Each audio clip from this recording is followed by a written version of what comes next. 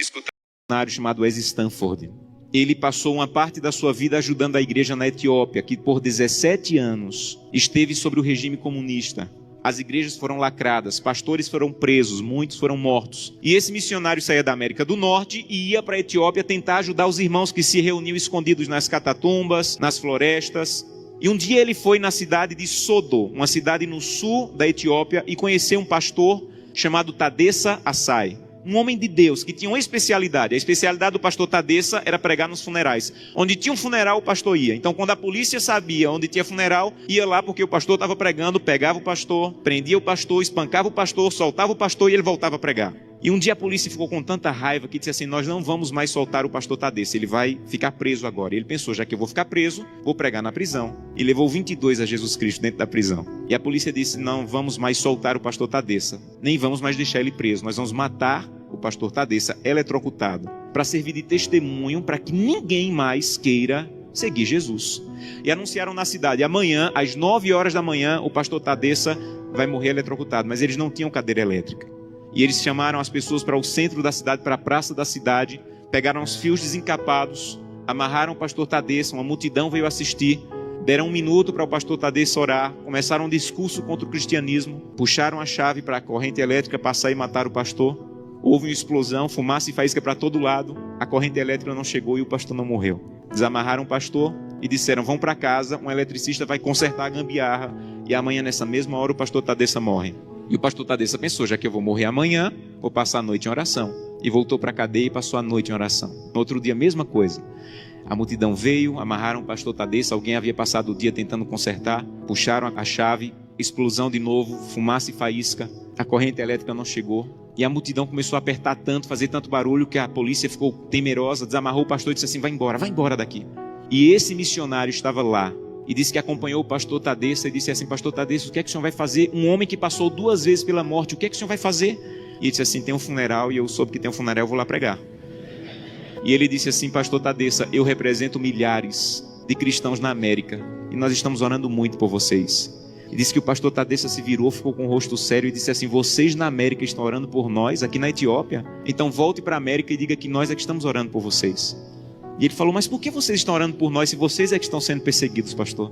E ele falou: irmão, ninguém na Etiópia acorda sem pensar. Nenhum cristão na Etiópia acorda sem pensar: hoje pode ser meu último dia de vida. Pode ser que hoje seja descoberto e seja preso e morto. Então, como nós não sabemos se esse é o último dia de vida, todo cristão na Etiópia passa o dia em oração. Não importa o que nós façamos durante o dia, passamos o dia em oração. Mas eu soube que as coisas vão muito bem na América e que tem cristão na América que consegue passar o dia inteiro sem orar. É verdade que tem cristão na América que consegue passar o dia inteiro sem orar?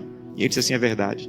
Ele falou: você sabe que é proibido se reunir, mas nós precisamos tanto do corpo de Cristo que mesmo sendo proibido, nós nos encontramos escondidos à noite, no escuro, na floresta, nos cemitérios, porque nós precisamos do corpo de Cristo. Mas eu soube que vocês têm igreja na América em todas as esquinas e vocês podem entrar na igreja a hora que quiserem, que a polícia não vai entrar para espancar vocês. Mas eu soube que na América, no dia de culto, tem cristãos que ao invés de ir para a igreja, ficam em casa assistindo. É verdade que no dia de culto vocês podem ir a hora que quiserem e vocês não vão, vocês ficam assistindo. É verdade que isso acontece na América, irmão? Ele disse assim: é verdade. E ele disse assim: missionário, a minha congregação tinha apenas uma Bíblia e eu fiquei com medo de ser preso e minha Bíblia ser queimada. Então reuni minha congregação e com lágrimas nos olhos eu disse: irmão, eu não tenho como guardar a Bíblia, o que nós temos de mais precioso. Se eu for preso, ela vai ser destruída. Então eu comecei a rasgar as páginas da Bíblia e comecei a dividir para cada pessoa. Era mais fácil guardar porções da Bíblia do que uma Bíblia inteira com uma pessoa só.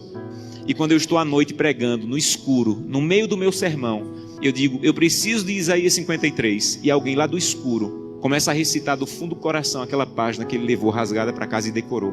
Mas eu soube que na América vocês podem ter 8, 10 Bíblias em casa. E eu soube que tem cristãos na América que, apesar de terem 8, 10 Bíblias em casa, passam uma semana sem ler a Bíblia. É verdade? E ele disse assim: é verdade, nós é que precisamos de oração. Meus irmãos, urgentemente precisamos de oração. Porque cantamos: breve Jesus voltará. Levantamos a mão no apelo dizendo assim: eu quero voltar para o céu para ser dono de tudo. Mas ainda não estamos indo a Jesus de maneira séria para que Ele arranque o egoísmo do nosso coração e que nós possamos entrar na porta do céu e nós não vejamos a rua de ouro nem a parede de pedra preciosa, mas nós possamos olhar para o rosto maravilhoso de Jesus, aquilo que nós aprendemos a olhar nessa terra. Eu tenho um sonho, o sonho da minha vida entrar na porta do céu, segurando a mão de Gleice, minha esposa, e Glenda e Samuel, os meus filhos. Eu quero chegar em frente a Jesus. Eu quero dizer: Jesus, cheguei com minha família. Essa aqui é Glenda, Samuel e Gleice. E eu espero que Jesus diga mais ou menos assim: Josanã, eu já conheci a sua família, porque todo dia você ia à presença. A minha presença me apresentava, só faltava conhecer pessoalmente, mas eu já conheço a tua família. Sejam bem-vindos agora. Um prazer conhecê-los pessoalmente. Eu não quero ser pastor dessa igreja. Eu quero ir para o céu. E isso é mais profundo. Eu não quero abrir o inário e dizer assim: breve Jesus voltará. Eu quero estar lá. Isso é mais profundo. Por isso eu preciso fazer com que o que eu como, o que eu vejo, o que eu acesso, o que eu ouço, a maneira como eu uso o meu dinheiro esteja de acordo com a vontade de Deus. Porque os que serão salvos não amam a própria vida. Que Deus te abençoe de maneira profunda, para que o primeiro fruto da fidelidade, a transformação do teu caráter, esteja de maneira real acontecendo em tua vida.